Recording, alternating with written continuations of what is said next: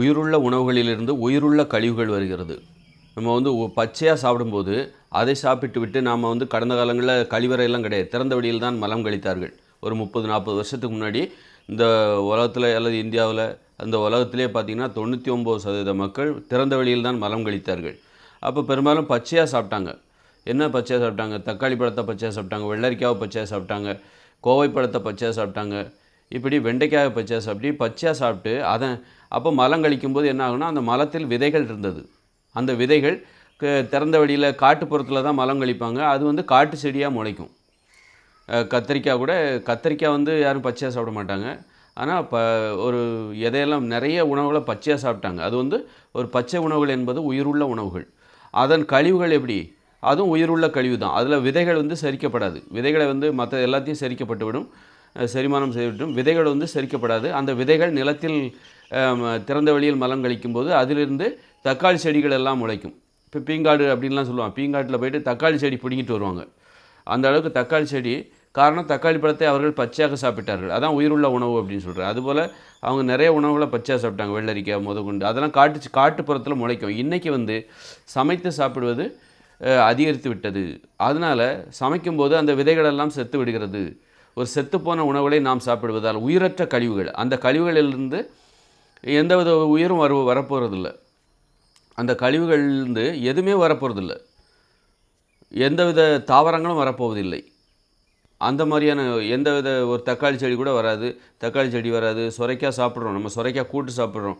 அதுலேருந்து சுரைக்காய் அதில் வெள்ளரி விதைகள் மூலம் அது எதுவுமே வரதில்லை. அப்போது உயிரற்ற உணவுகளிலிருந்து உயிரற்ற கழிவுகள் வருகிறது.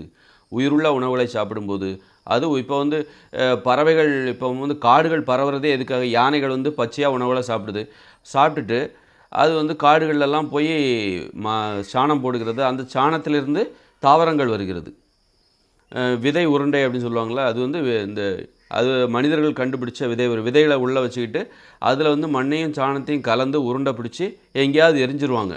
மழை காலம் வரும்போது அதில் மழை நீர் பட்டு அதுலேருந்து விதைகள் உருவாகும். இது வந்து மனிதர்கள் கண்டுபிடிச்ச விதை பந்து. அதுபோல் இந்த சாணம் இருக்குல்ல, யானைகள், அப்புறம் வந்து மாடுகள், ஆடுகள், இவைகள் தின்னுகிற கழிவுகளிலிருந்து சாணத்திலிருந்து விதைகள் கலந்திருக்கிறது. இவை பச்சை உணவுகளை தான் சாப்பிடுகிறது. பிற உயிரினங்கள், இந்த தாவர உண்ணிகள், ஆடு மாடுகள் பெரும்பாலும் பச்சை உணவுகள், அதெல்லாம் உயிருள்ள உணவுகள். யானைகள் எல்லாம் சாப்பிட்றது, குதிரைகள் சாப்பிட்றது, இந்த மாதிரி தாவர உண்ணிகள், மான்கள் சாப்பிடுவது, இவையெல்லாம் உண்ணுகிற உணவுகளில் விதைகள் இருக்கிறது. அந்த விதைகள் அவர்கள் போடுகிற சாணத்தில் இருக்கிறது. சாணத்தின் மூலமாக காடுகளில் தாவர பெருக்கத்திற்கு இவைகள் காரணமாக இருக்கிறது. இந்த தாவர உண்ணிகள் காரணமாக இருக்குது. ஆனால் அந்த மாமிச உண்ணிகள் இந்த காடுகள் உருவாவதற்கு காரணமாக இல்லை. இந்த காடுகள் உருவாவதற்கு எது காரணமாக இருக்குது? தாவர உண்ணிகள் தான் காரணமாக இருக்குது. அது மாதிரி பழங்களை சாப்பிடுகிற பறவைகள் காரணமாக இருக்கிறது. பழங்களை சாப்பிட்டு விட்டு அதன் கொட்டைகளை பல்வேறு இடங்களில் அந்த கழிவுகள் மூலமாக, மலக்கழிவுகள் மூலமாக அந்த பறவைகள் விடுகிறது. இப்போ பார்த்தீங்கன்னு வச்சிங்களேன், இப்போ வந்து வேப்பம்பழத்தை சாப்பிட்டுட்டு கொட்டையாக போட்டு வச்சுருக்கும். ஏதோ ஒரு பறவை, அது எந்த பறவையாக இருக்கலாம், மைனாவாக இருக்கலாம், கிளியாக இருக்கலாம். வேப்பம்பழத்தை சாப்பிட்டுட்டு அது கிட்டத்தட்ட ஒரு 10 வேப்பம்பழத்தை சாப்பிடும். அதுக்குள்ளே ஒரு 10 விதைகள் கொத்தாக ஆயிருந்து போட்டு வச்சுருக்கும். அது எங்கேயாவது போடும், காடுகளில் போடும். அது வந்து அங்கே வந்து மரமாக முளைக்கும். அதுபோல் பறவைகள் பெரும்பாலும் பழங்கள் சாப்பிடும்போது அதன் மூலம் இந்த காடுகள் பெறுகிறது, தாவரங்கள் பெறுகிறது. அது காரணம், அது உயிருள்ள உணவுகளிலிருந்து தான் உயிர்கள் பிறக்கிறது, உயிர்கள் உருவாகிறது. இந்த உலகம் இந்த பசுமையாகிறதுக்கு அதான் காரணம். ஆனால் இன்றைக்கி மனிதர்கள் சமைத்து சாப்பிடுவதால் அந்த உணவுகள் மூலமாக உயிரற்ற கழிவுகள் தான், உயிரற்ற உணவுகளை சாப்பிடுகிறார்கள் சமைத்து. அதிலிருந்து உயிரற்ற கழிவுகள் தான் வருகிறது. பார்த்தீங்களா? அப்போ எவ்வளோ பெரிய நாம் சமைச்சு சாப்பிட்றது, நம்ம உடல் ஆரோக்கியமும் செத்து போகுது. அதில் வந்து எந்தவித உயிருள்ள உணவுகள் தான் நம்ம உடம்போட ஒரு உறவை ஏற்படுத்தும். அந்த கழிவுகள் கூட இந்த பூமியில் ஒரு உறவை ஏற்படுத்துகிறது. உயிருள்ள உணவுகளை சாப்பிடும்போது நாம் உண்ணுகிற வெள்ளரிக்காவோ தக்காளி பழமோ அதில் விதைகள்லாம் இருக்குது. கோவை பழம், அதுக்குள்ளே விதைகள் இருக்குது. குட்டத்தக்காளி பழத்தை சாப்பிட்டிங்கன்னா, பச்சையாக சாப்பிட்டிங்கன்னா அதுக்குள்ளேயும் விதை இருக்குது. இப்படி அந்த விதைகள், அந்த மாதிரி அந்த உணவுகள் உள்ள நம்ம உடம்போட நல்ல ஒரு உறவை ஏற்படுத்துகிறது. அது நல்ல செரிமானம் செய்கிறது, நோய்களை நீக்குகிறது, ஆரோக்கியத்தை தருகிறது. அதன் பிறகு அந்த கழிவுகள் கூட இந்த நிலத்தில் விழும்பொழுது, அந்த மலக்கழிவுகள், நாம் மலம் கழித்தோம் என்றால் அந்த கழிவுகள் கூட அந்த நிலத்தோடு உறவு கொள்கிறது. அங்கு தாவரங்கள் உருவாகிறது, இந்த உலகம் பசுமையாகிறது. அப்போ இன்றைக்கி 800 கோடி மனிதர்கள் இருக்கிறாங்க. 800 கோடி மனிதர்களும் எதையாவது பச்சையாக சாப்பிட்டா என்ன ஆகும்னு நினச்சி பாருங்கள். அவங்க பச்சையாக தான்ப்பா சாப்பிட்றாங்க. 800 கோடி மனிதர்களும் பச்சையாக தான் சாப்பிட்றாங்க அப்படின்னா சமைச்சே சாப்பிட்றதில்ல அப்படின்னா என்ன ஆகும் அப்படின்னா, அந்த பச்சை உணவுகள், உயிருள்ள உணவுகள் இந்த உடம்போட ஒரு உறவை ஏற்படுத்தி 800 கோடி மனிதர்களையும் ஆரோக்கியமானவர்களாக மாற்றும்.